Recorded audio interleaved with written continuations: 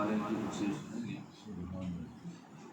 14 پارے کا آغاز سورۃ ہجر سے ہے۔ سورۃ ہجر مکی سورت ہے۔ فرمایا ربما یود الذین کفروا لو کانوا مسلمین، ان قریب وہ لوگ جنہوں نے کفر کیا وہ یہ خواہش کریں گے کاش ہم مسلمان ہوتے، دنیا کے اندر ایمان لے آتے، لیکن اب ان کا یہ خواہش کرنا یعنی مرنے کے بعد یہ خواہش کرنا کسی بھی طرح کا انہیں فائدہ نہیں دے۔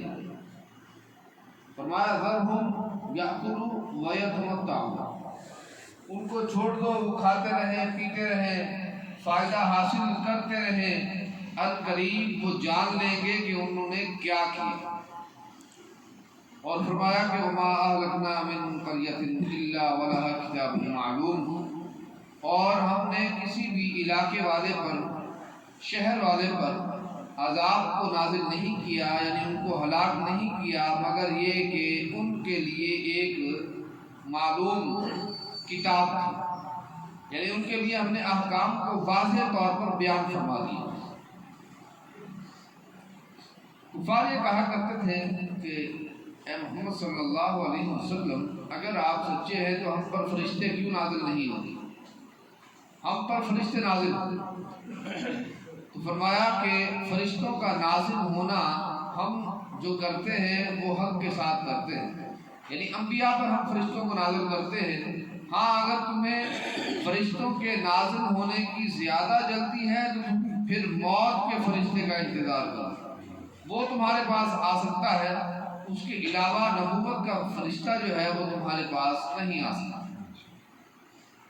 اور پھر فرمایا انا نحن نزلنا الذکر وانا له لحافظون، ہم نے اس قرآن پاک کو نازل فرمایا ہے اور ہم ہی اس کے محافظ ہیں، کیونکہ پہلی جو قرآنی آسمانی کتابیں ہیں وہ سب کی سب لوگوں نے بدل دی، کیونکہ اللہ تبارک و تعالیٰ نے اس کی حفاظت کی ذمہ داری امتوں کو دے دی اور امتوں نے اس کے اندر اپنی مرضی سے تبدیلیاں کر لی، جو ان کا دل چاہا اور احکام کو تبدیل کر دیا۔ تو فرمایا قرآن پاک رہتی دنیا تک کے لیے کتاب ہدایت ہے، یہ ایسی نہیں ہے کیونکہ ہم نے اس کو نازل کیا ہے اور ہم ہی اس کے محافظ ہیں۔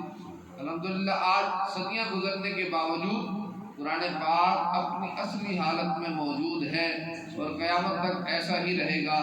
اس میں اگر کوئی تبدیلی کرنے کا سوچتا بھی ہے، بہت مرتبہ کافروں نے غیر مسلموں نے سازشیں کی اور قرآن میں تحریف کرنے کی کوشش کی، لیکن اللہ تبارک و تعالیٰ لوگوں پر اس کو واضح فرما دیتا ہے اور وہ ان کی چال کامیاب نہیں ہوتی۔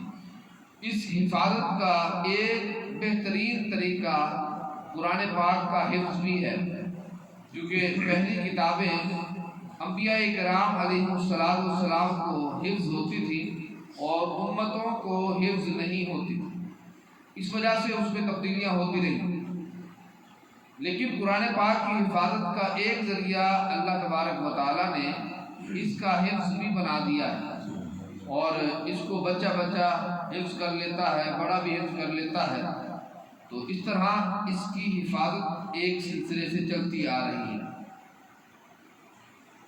اس کے بعد فرمایا کہ زمین کو ہم نے بچھا دیا اور اس میں تمہارے لیے بہت ساری حکمتیں ہیں، اور آسمان کو اس پر سایہ فگن کر دیا، اس میں بھی تمہارے لیے حکمتیں ہیں۔ پھر اللہ عز و جل فرماتا ہے وَإِنَّا لَنَحْنُ نُحْيِي وَنُمِيتُ وَنَحْنُ الْوَارِثُونَ، ہم ہی تمہیں زندہ کرتے ہیں، ہم ہی تمہیں مارتے ہیں اور تم نے ہماری طرف ہی لوٹ کر آنا ہے، یعنی ہم ہی تمہارے وارث ہیں۔ پھر انسان کی تخلیق کا کچھ ذکر فرمایا کہ ہم نے انسان کو گندے پانی سے پیدا کیا، اور پھر حضرت آدم علیہ السلام کے کچھ واقعے کو دوبارہ ذکر فرمایا کہ تمام ملائکہ نے ان کو سجدہ کیا سوائے ابلیس کے۔ یہاں فسجد الملائکۃ کلہم اجمعون، تمام فرشتوں نے سجدہ کیا، بیک وقت سجدہ کیا، اس کا ذکر فرمایا۔ ایسا نہیں کہ کچھ فرشتوں نے بعد میں سجدہ کیا اور کچھ نے پہلے کر لیا، فرمایا جیسے ہی حکم خدا بندی ہوا تو تمام فرشتوں نے سجدہ کیا اور اکٹھے سجدہ کیا، اور جو فرشتہ نہیں تھا اس نے سجدہ نہیں کیا۔ ابلیس اس وقت اگرچہ فرشتوں کے ساتھ رہتا تھا، لیکن چونکہ اصل میں وہ فرشتہ نہیں تھا، بلکہ فرمایا ہم نے اس کو آگ سے پیدا کیا ہے، تو وہ جنات کی ایک قسم ہے، تو فرمایا اس لیے وہ فرشتوں میں داخل ہی نہیں ہے، اس لیے اس نے سجدہ بھی نہیں کیا، اور اس لیے اللہ تعالی نے چاہے فرمایا فَاخْرُجْ مِنْهَا فَإِنَّكَ رَجِيمٌ، تو یہاں سے نکل جا ذلیل و خوار ہو کر، وَإِنَّ عَلَيْكَ اللَّعْنَةَ إِلَى يَوْمِ الدِّينِ، اور قیامت تک تیرے لیے لعنت ہے، تیرے لیے رحمت سے دوری ہے۔ اس نے عرض کی ربی فانظرنی الی یوم یبعثون، کہ مجھے قیامت تک کے دن کے لیے مہلت دو۔ پھر اسے اللہ نے مہلت دی، اور اس طرح وہ انسانوں کو بہکانے میں لگ گیا۔ پھر جہنم کے دروازوں کا ذکر فرمایا، لہا سبعۃ ابواب، جہنم کے 7 دروازے ہیں، جنت کے 8 دروازے ہیں، یہاں جہنم کے 7 دروازوں کا ذکر فرمایا۔ فرمایا متقین کے لیے ہم نے جنت اور چشموں والی جگہ، باغ اور چشموں والی جگہ ہم نے تیار کر رکھی ہے۔ ادخلوها بسلام آمنین، تو لہذا اے متقیو جنت میں امن اور سلامتی کے ساتھ داخل ہو جاؤ، ان کو کسی بھی طرح کی کوئی پریشانی نہیں ہوگی، وہاں وہ داخل ہو جائیں گے۔ پھر حضرت ابراہیم علیہ السلام کے پاس فرشتوں کا آنا اور قوم لوط پر عذاب کو نازل کرنے کا یہاں ذکر فرمایا۔ فرمایا قوم لوط پر ہم نے عذاب کو نازل کیا کیونکہ وہ مجرمین تھے، یعنی جرم کرنے والے تھے، اور ان میں سے کوئی نہ بچا۔ اور آل لوط کے بارے میں فرمایا کہ ہم نے ان کے پاس رسولوں کو بھیجا، لیکن یہ قوم ایسی تھی کہ منکر ہو گئی، یعنی اللہ کے احکام کو عمل پیرا نہ ہوئی، اور اس طرح وہ نافرمانی کرتی رہی۔ اور پھر فرمایا کہ یہ قوم لوط ایسی قوم ہے جو دنیا میں، اس کائنات میں اللہ کی بہت بڑی سرکشی میں مبتلا ہوئی، اور یہ اپنی شہوات کو مردوں سے پورا کرتے تھے اور عورتوں کی طرف نہیں آتے۔ تو اس طرح فرمایا کہ ہم نے ان کو عذاب میں مبتلا کر۔ پھر سورۃ ہجر، اس کا سورت کا نام ہے ہجر، اصل میں ایک علاقے والے تھے، وہ پتھروں کے ساتھ مکانات کو بنایا کرتے تھے، پتھروں کو تراش کر۔ تو فرمایا وَلَقَدْ كَذَّبَ أَصْحَابُ الْحِجْرِ الْمُرْسَلِينَ، اور اصحاب ہجر نے بھی انبیاء کو، رسولوں کو جھٹلایا۔ یہ ایسی قوم تھی جو بڑے بڑے پتھروں کو تراش کے محلات بنا لیتی تھی۔ آج بھی ان کے عجائبات موجود ہیں، اور آدمی ان کے ستونوں کے پاس کھڑا ہو تو ایسا لگتا ہے کہ وہ ستون اس پلر کے 10ویں حصے کے برابر بھی نہیں ہے۔ تو اس طرح 50-50 فٹ کی بلند عمارتیں انہوں نے اس دور میں بنائی، اور بغیر کسی جدید ہتھیار کے، بغیر کسی جدید مشینری کے، اللہ تبارک و تعالیٰ نے ان کو یہ ہنر عطا فرمایا۔ ہونا تو یہ چاہیے تھا کہ یہ ان کو ہنر ملا من جانب اللہ، تو اس پر اللہ کی شکر گزاری کرے، لیکن وہ قوم نافرمان ہو گئی۔ اب کیا کرتے؟ اب وہ بیٹھ جاتے اونچی اونچی جگہوں پر اور گزرنے والوں کا مذاق اڑاتے۔ اس کے بعد فرمایا ہم نے زمین و آسمان کو پیدا فرمایا ہے، اور ایک قیامت کا دن بھی مقرر کیا ہے، اور اس دن تمام کو جمع کیا جائے۔ سورۃ فاتحہ کے نازل کرنے کا یہاں ذکر فرمایا۔ سورۃ فاتحہ کا ایک نام سبع مثانی بھی ہے۔ سب 7 کو کہتے ہیں، مثانی کہتے ہیں دوبارہ، 2 مرتبہ۔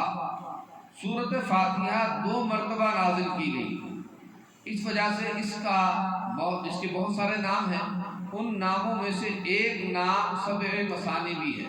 اس لیے فرمایا وَلَقَدْ آتَيْنَاكَ سَبْعًا مِنَ الْمَثَانِي وَالْقُرْآنَ الْعَظِيمِ، اور ہم نے آپ کو 7 مثانی عطا کی اور قرآن پاک عطا کی۔ سورۃ فاتحہ اگرچہ قرآن پاک کا حصہ ہے، لیکن اس کی اہمیت کے پیش نظر فرمایا ہم نے آپ کو یہ عطا فرمائی اور قرآن پاک عطا فرمایا۔ سورۃ فاتحہ وہ सूरत शाफी भी कहा जाता है, सूरत मुफ्ताहिया भी कहा जाता है और दीगर नाम से भी इसको याद किया जाता है। ये शिफा देने वाली सूरत है। अपने अमराज पर और दीगर कोई परेशानियां हों उस पर इसको पढ़ा जाए और अल्लाह से मदद तलब की जाए, शिफा की उम्मीद रखी जाए तो अल्लाह तबारक व तआला इसको शिफा अता फरमाता। उसके बाद सूरत नहल का जिक्र है। सूरत नहल ये मक्की सूरत है। नहल शहद की मक्खी को कहते हैं। तो इसमें इस तरह का वाक़या है कि वो शहद कैसे बनाती है और कैसे उस कड़वे फलों के रस के अंदर अल्लाह तबारक व तआला मिठास को पैदा फरमा देता है, उसका जिक्र फरमाया। उसी मुनासबत से इस सूरत मुबारका का नाम सूरत नहल है। फरमाया इस सूरत का आगाज़ अल्लाह अज़्ज़वजल ने अता अम्रुल्लाहि फला तस्ताजिलूह, जब अल्लाह का हुक्म आ जाता है तो फिर उसमें कोई ताख़ीर नहीं होती।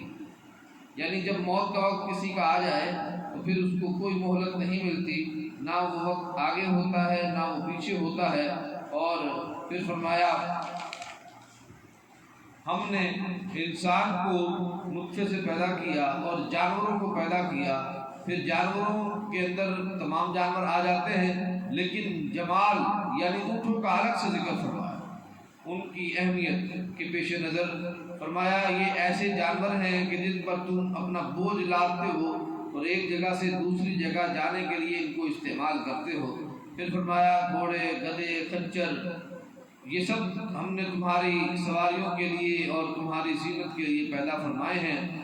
और फरमाया कि फिर अल्लाह आसमान से पानी को नाज़िल फरमाता है, वो पानी तुम्हारे लिए शराब है यानी पीने की चीज़ है। उसके ज़रिए दरख्तों को भी अल्लाह ज़िंदा फरमाता है और उसके ज़रिए खेती को पैदा करता है। आदमी बात समझता है कि मैं ज़मीन में बीज डाल के आ गया हूँ अब वो उग आएगी, ऐसा नहीं है, बल्कि फरमाया हम ही उस ज़राअत को उगाने वाले हैं।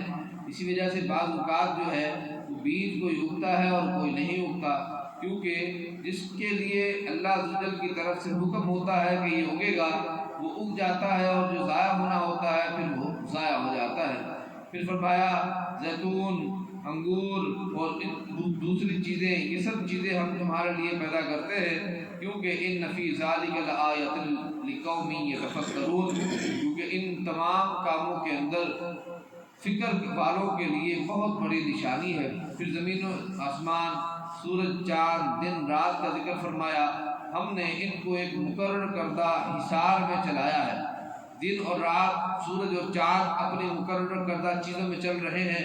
रात के वक्त दिन नहीं आता और दिन के वक्त रात नहीं आती। इसी तरह सूरज के वक्त में चाँद नहीं आता और चाँद के वक्त में सूरज नहीं आता। और फरमाया सितारे जो हैं वो भी मुसख्खरात हैं, यानी सितारे भी अपने एक गर्दिश में एक मुकर्रर करदा चीज़ में चल रहे हैं और उससे बिल्कुल वो तजावुज़ नहीं करते। इन नफ़ी ज़ालिका लआयातिन लिक़ौमिन याक़िलून, इसमें अकल वालों के लिए बहुत बड़ी निशानियाँ हैं। अल्लाह तबारक व तआला हम सबको